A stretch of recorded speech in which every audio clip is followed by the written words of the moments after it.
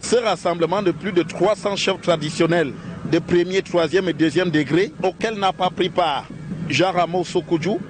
Bonjour les amis, bonsoir selon l'heure à laquelle vous allez regarder cette vidéo. Les amis, voici une actualité qui nous fait lever les cheveux, qui nous fait, n'est-ce pas, avoir la chair de poule, c'est-à-dire qui nous fait avoir des frissons. Est-ce que c'est l'hôpital qui se moque vraiment de la charité ou alors qu'est-ce qui ne va pas au Cameroun? Donc, quand il n'y a pas la lumière là, la lumière se coupe seulement dans la maison des citoyens camerounais. La lumière ne se coupe pas sur le chef. Le chef a tout dans sa maison. C'est-à-dire, il a l'eau, il a l'électricité, il a les routes pour lui, donc il n'y a pas de problème. Il circule normalement sur les bonnes routes. Non, il mange à sa faim. Il n'a pas de problème. Ses enfants n'ont pas de problème.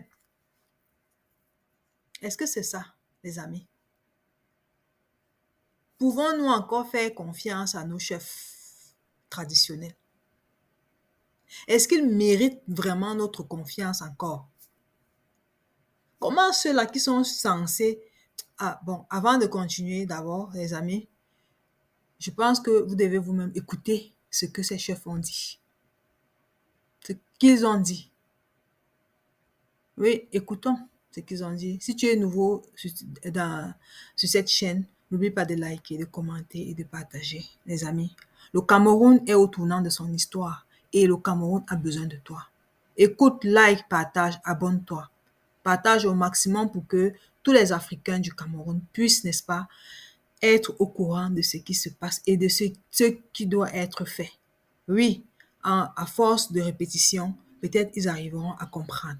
Écoutons le discours ou alors l'allocution du chef, du représentant des chefs traditionnels qui étaient réunis ce jour à Yaoundé. Comme vous l'avez bien compris, le seul chef qui n'était pas présent et le seul grand chef que nous connaissons actuellement au Cameroun, c'est le chef Sokudjo Jean Ramo, le chef Bamedjou.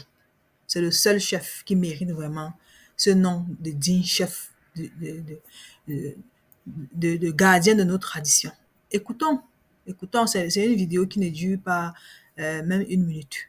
Écoutons, et puis nous allons revenir derrière, essayer de dire ce que nous voulons, que nous pensons aussi.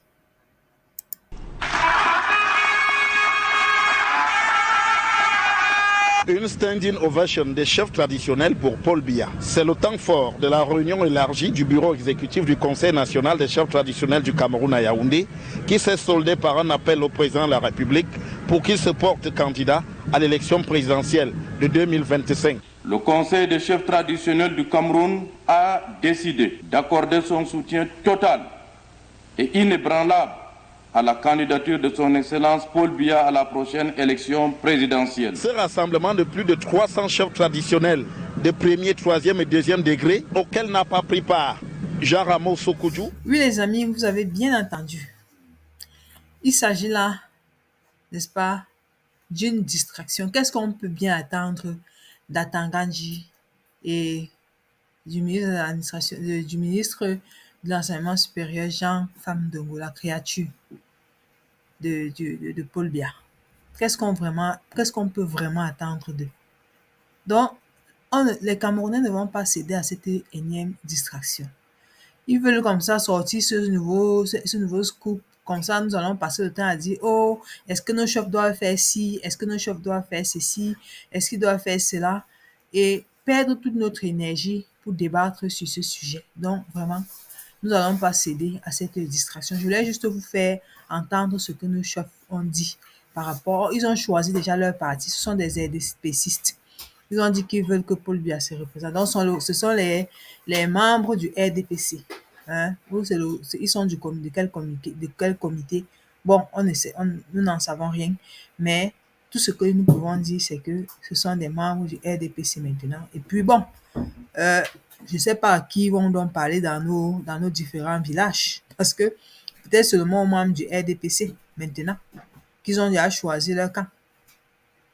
Donc, les amis, Si tu es jeune et que tu as, d'ailleurs jeune ou vieux, que tu as plus de 20 ans, que tu ne t'es jamais inscrit sur une liste électorale, va t'inscrire parce que on ne va plus se cacher derrière, oh, je ne fais pas la politique, oh, je veux voir mes enfants grandir, oh, j'ai peur. Non, nous devons évacuer nos peurs, les amis. Nous devons évacuer nos peurs et prendre nos responsabilités. Comme l'a dit le dernier combattant des indépendancistes décapité par, ou bien alors même pas décapité, fusillé par le régime d'Amadou Ahidjo avec Paul Biya, puisqu'ils étaient ensemble. Lui, il était dans son gouvernement aussi, puisqu'il est co-responsable.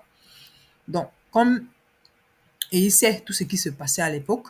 Donc, comme l'a dit ce dernier combattant, après les Félix Roland Momier et les Oumniobé, il a bien dit, il a envoyé ce message, n'est-ce pas, au peuple camerounais, que nous avons encore de la chance pour pouvoir, n'est-ce pas, nous rassembler, nous réunir pour pouvoir bouter en dehors de notre pays, en dehors de la tête de notre État, ces gens qui sont nos ennemis, les ennemis du peuple, c'est-à-dire qui ne roulent que pour eux.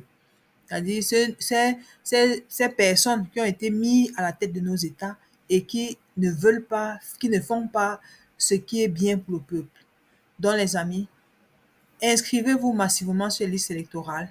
Le moment venu, nous allons défendre nos votes. Nous allons défendre nos voix. Rien à faire, on ne laissera pas passer. 2025, c'est notre année. 2025, on doit libérer le Cameroun.